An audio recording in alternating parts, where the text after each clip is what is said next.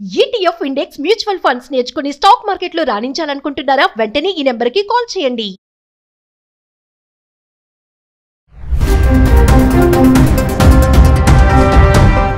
నిమిషప్రియను క్షమించేది లేదు, ఉరిశిక్ష పడాల్సిందే. బాధిత కుటుంబం సంచలనం. ఇస్లామిక్ పెద్దలతో అబూబకర్ మంతనాలు. ఉరిశిక్ష ఆలస్యమైనప్పటికీ శిక్ష పడాల్సిందే అంటున్నారు. నమస్తే, welcome back to Suman TV. ప్రస్తుతం మనతో పాటు ఉన్నారు అనలిస్ట్ మందరి కృష్ణారెడ్డి గారు. నమస్తే సార్. నమస్తే అమ్మా. సార్, మరి నిమిషప్రియ మొన్ననే మాట్లాడుకున్నాము, మరి బ్లడ్ మనీ ఆఫర్ చేస్తున్నారని. ఇప్పుడైతే ఏదేమైనా వాయిదా అయితే పడింది, కానీ అసలు ఈ వాయిదా పడడానికి గల కారణం ఏంటి? కుటుంబం ఏమో వాయిదా పడినా కూడా శిక్ష మాత్రం తప్పదని చెప్తున్నారు. ఒకసారి దాని గురించి మాట్లాడుకుంటాం. నిమిషప్రియ కేరళకు సంబంధించినటువంటి ఒక క్రిస్టియన్ ఫ్యామిలీకి సంబంధించిన లేడీ. తను యెమెన్ దేశానికి వెళ్ళి అక్కడ తన తల్లికి సాయం చేయడానికి ముందుగా వెళ్ళింది. తర్వాత అక్కడ మ్యారేజ్ కూడా అక్కడ పూర్తి చేసుకుంటాను. కూతురుని కూడా కంది. అక్కడ కన్న తర్వాత అక్కడున్న పరిస్థితులను బట్టి చాలా గడ్డుకాలంగా ఉండే పరిస్థితి ఏర్పడుతుంది. తనకు వచ్చే ఆదాయం సరిపోయిన సిచ్యువేషన్లో భర్తని బిడ్డని తిరిగి కేరళ రాష్ట్రానికి పంపించేసింది. ఇక్కడ మన ఇండియాకు పంపించేసింది. వాళ్ళ మదర్ ఒక దగ్గర పనిచేస్తుంది, తను ఒక దగ్గర పనిచేస్తుంది. తను పనిచేస్తూ ఉండేటువంటి ఆ ఇంట్లోనే తను సిస్టర్గా సర్వీస్ అందిస్తూ ప్రైవేటు వ్యాపారం చేద్దామని తను ప్రయత్నం చేసింది.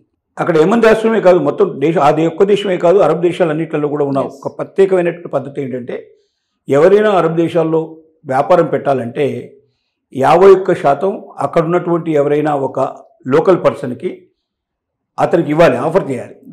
అంటే పెట్టుబడి అంతా వీళ్ళే పెట్టాలి, 51% లాభాలు అతనికి ఇచ్చేయాలి, మిగతా 49% వీళ్ళు తీసుకోవాలి. అలాగైతేనే ఇతర దేశస్తులు వచ్చి అక్కడ పెట్టుబడి పెట్టి అక్కడ వ్యాపారం చేసే అవకాశం ఉంటుంది. సరే, ఆ ఇంటి పెద్ద అబ్బాయిని ఎంచుకొని అతను పార్ట్నర్గా వ్యాపారం ప్రారంభించారు. కానీ వాడికి ఏంటంటే ఈ అమ్మాయి మీద కన్నుబడింది, శారీరకంగా వశపరుచుకున్నాడు, మానసికంగా కూడా ఈ అమ్మాయితోటి చాలా బాధలు పెట్టాడు. ఈ అమ్మాయి పాస్పోర్ట్ కూడా లాగేసుకున్నాడు. ఈమె తనని పెళ్లి చేసుకున్నట్టుగా ఫొటోస్ క్రియేట్ చేసి వాటన్నిటి కూడా సోషల్ మీడియాలో పెట్టేసి తన భార్యే తను అని ప్రచారం కూడా చేసుకున్నాడు. ఆల్రెడీ పెళ్ళై ఒక కూతురుండి భర్త ఇండియాలో ఉన్నట్టు పరిస్థితుల్లో అక్కడ ఇంకొక మ్యారేజ్ చేసుకున్నట్టుగా ఉండి ఇండియాకు తెలిస్తే అది ఎంత బాధాకరమైన విషయమో, నేరే డీర్ పీపుల్ అంతా కూడా తనని ఏ రకంగా తనని అసహ్యంగా చూస్తారు అనేటువంటి బాధ, ఈ కష్టం, కన్నీళ్ళన్నీ కూడా తను వెదపడి అతని నుంచి పాస్పోర్ట్ ఇట్లా మొత్తం కావాల్సినటువంటి మొత్తం అన్ని తీసేసుకొని ఇండియాకి వెళ్ళిపోదాం అనేటువంటి ఉద్దేశంతో అతనికి మత్తుమంది ఇవ్వడం జరిగింది. అది వికటించి మత్తుమంది ఎక్కువైపోయి అతను చనిపోవడం జరిగింది. అంటే వాంటెడ్గా తనని చంపాలనే ఉద్దేశం తనకు లేదు.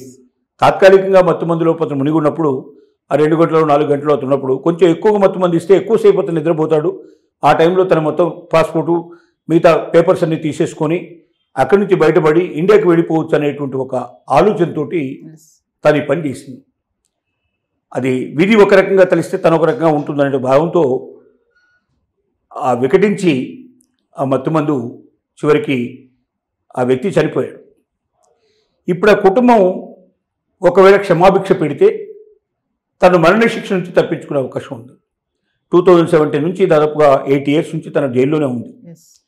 ఇప్పుడు మరణశిక్ష ఖరారు చేశారు. నిజం చెప్పాలంటే ఈ రోజున అది అమలు చేయాల్సిన పరిస్థితి నిజం.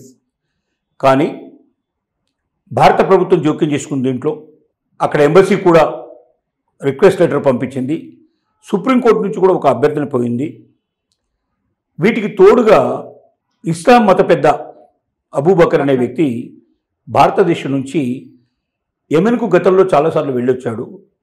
అక్కడ యెమెన్ ఎవరైతే కింగ్ ఉన్నాడో, మొత్తం ఆ దేశాన్ని పరిపాలించే వ్యక్తి ఉన్నాడో, అతనితో సంబంధాలు ఉన్నాయి అతనికి. కాబట్టి మత పెద్దల ద్వారా అతన్ని కాంటాక్ట్ చేసి తనే స్వయంగా వెళ్ళి వాళ్ళతో మాట్లాడి ఆ అమ్మాయికి క్షమాభిక్ష పెట్టించి ఏర్పాటు చేద్దామని కుటుంబంతో కూడా మాట్లాడడం జరిగింది. బ్లడ్ మనీ అంటారు. బ్లడ్ మనీ అంటే ఏమిటంటే నెత్తురిలో ముంచినటువంటి డబ్బు అని దాని అర్థం. ఇక్కడ రెండు రకాల అర్థాలు తీసుకోవచ్చు. ఒకటి, అక్కడ నెత్తురు చిందించబడింది. ఎవరు? ఆ బాధిత కుటుంబంలో ఒక వ్యక్తి చనిపోయాడు. చనిపోయిన వాడికి వెలకట్టి ఇచ్చే డబ్బు కాబట్టి దాన్ని బ్లడ్ మనీ అనవచ్చు. ఎవరైతే చనిపోవడం వల్ల చనిపోవడానికి కారకులైన వ్యక్తులు తమ రక్తాన్ని ధారపోసి కష్టపడి తెచ్చిన డబ్బుని బ్లడ్ మనీ అనడానికి అవకాశం ఉంది. ఏదేమైనా ఒక అసోసియేషన్ లాగా ఏర్పడి, ఒక సోషల్ గ్రూప్ ఏర్పడి $1 మిలియన్ అంటే మన దగ్గర అంటే 8,60,00,000 విలువయ్యేటువంటి సమానంగా ఉండేటువంటి డబ్బుని తయారు చేసి ఆ కుటుంబానికి ఇవ్వడానికి ఆఫర్ చేశారు. రెండు వర్గాల యొక్క చెప్తున్న విషయం ఏంటంటే, ఒకటి తాత్కాలికంగానైతే వాయిదా పడింది, ఉరిశిక్ష ఆపేయబడింది, నిలిపివేయబడింది. కానీ ఇది పూర్తిగా నిలిపివేయట లేకపోతే తర్వాత ఉరిశిక్ష తీసే అవకాశం ఉందా అనేది ఒక ప్రశ్న. రెండో ప్రశ్న, ఒకవేళ బాధిత కుటుంబం ఎవరైతే చనిపోయారో ఆ కుటుంబం సంబంధించినటువంటి వ్యక్తులు కుటుంబం ముందుకొచ్చి ఉరిశిక్ష వేయకండి, పూర్తిగా శిక్ష తప్పించి తను పంపించేయండి అంటే ఒక అర్థం, ఆ రకం కూడా ఒప్పుకునే అవకాశం ఉంది. అట్లాంటి ఒక ఫెసిలిటీ ఆ దేశంలో ఇచ్చారు. అరబ్ దేశాల్లో ఆ ఫెసిలిటీ ఉంది. అంటే ఏ కుటుంబం అయితే బాధించబడిందో ఆ కుటుంబే క్షమాపణ చెప్పినప్పుడు మనకి ఇబ్బంది లేదు కదా, మనం పంపించేయచ్చు అనే పద్ధతి. మన ఇండియాలో ఆ పద్ధతి లేదు. ఎట్టి పరిస్థితుల్లో కుటుంబ పెద్దలు ఒప్పుకున్నా, ఇక్కడ ఎవరైనా మర్డర్ చేసినా, ఏదైనా క్రిమినల్ కేసులో ఇరుక్కున్నా శిక్ష తప్పనిసరిగా పడి తీరుతుంది ఇక్కడ. అంటే అన్లెస్ కోర్టు నిర్ణయించుకుంటే తప్ప, ఆ వ్యక్తి నిరపరాధిని తెలుసుకుంటే తప్ప ఖచ్చితంగా శిక్ష పడుతుంది. ఇప్పుడు ఇక్కడ జరుగుతుందంటే, కేఏ పాల్ అనేటువంటి ఒక మన అందరికీ తెలిసినటువంటి తెలుగువాడు, క్రిస్టియన్ మత పెద్ద, తను కూడా అక్కడికి వెళ్ళాడు. అక్కడ యెమెన్లో ఉన్నటువంటి రాజవంశీయులతో అతనికి సంబంధాలు ఉన్నాయి. గతంలో అతను ఆ దేశంలోకి వెళ్ళి వాళ్ళని కలవడం జరిగింది. క్రిస్టియన్ కమ్యూనిటీ తరఫున అక్కడికి వెళ్ళి అక్కడ ప్రయత్నిస్తున్నాడు. ఏదేమైనా ఇప్పుడు తెలియాల్సిన విషయాలు ఏంటంటే, ఒకటి, ఆవిడకి పూర్తిగా ఉరిశిక్ష పడే అవకాశం ఉందా, లేక ఉరిశిక్ష రద్దయిపోయి కొంతకాలం శిక్ష పడి తర్వాత వదిలేసే అవకాశం ఉందా, లేదంటే తనకు మొత్తం టోటల్గా యావజ్జీవ కారాగార శిక్ష పడే అవకాశం ఉందా అనేది ఆ కుటుంబం చేసే విజ్ఞప్తిని బట్టి ఆధారపడి ఉంది.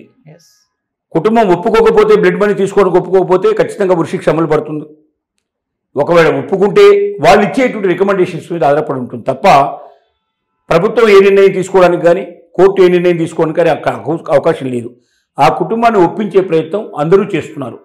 ఈ ప్రయత్నంలో ఏమాత్రం సక్సెస్ అయినా తప్పనిసరిగా మనందరం కోరుకునేది ఏంటంటే, నిమిష ప్రియ క్షేమంగా ఇండియాకు రావాలని మనందరం కోరుతున్నాం. ఆశ్చర్యకరమైన విషయం ఏంటంటే, ఒక క్రిస్టియన్ కమ్యూనిటీకి సంబంధించినట్టు అమ్మాయి కోసం ఒక ముస్లిం మత పెద్ద భారతదేశం నుంచి వెళ్ళి తన సమయాన్ని వెచ్చించి, అది 95 ఏళ్ల వయసులో ఉన్నటువంటి మత పెద్ద అంత వయసులో ప్రయత్నం చేస్తూ ఈ అమ్మాయిని విడిపించడానికి, ఈ అమ్మాయికి శిక్ష రద్దు చేయడానికి ప్రయత్నిస్తున్నాడంటే, ఇది మన భారతదేశంలో ఉన్న మత సామరస్యానికి ఇది ఒక ప్రతీక. ఏ మతం వాళ్ళైనా హ్యుమానిటీ అనేది చాలా గొప్ప విషయం. మానవత్వం ముందర ఏ మతమైనా ఒకటే. కాబట్టి ఒక మతాన్ని చూసుకోవద్దు. ఒక మనిషి మరణ ప్రయత్నంలో ఉన్నప్పుడు, ఒక మనిషి మరణానికి దగ్గరగా చెరువుగా ఉన్నప్పుడు ఆ మరణం నుంచి వాళ్ళని బయటికి తీసుకురావడానికి ఏ మతమైనా సరే మనం సహకరించాలనేటువంటి ఒక మంచి సందేశం దీంతో మనకు వచ్చింది. మనందరం కోరుకునేది నిమిష ప్రియ క్షేమంగా ఇండియాకు తిరిగి రావాలని కోరుకుందాం. Thank you sir.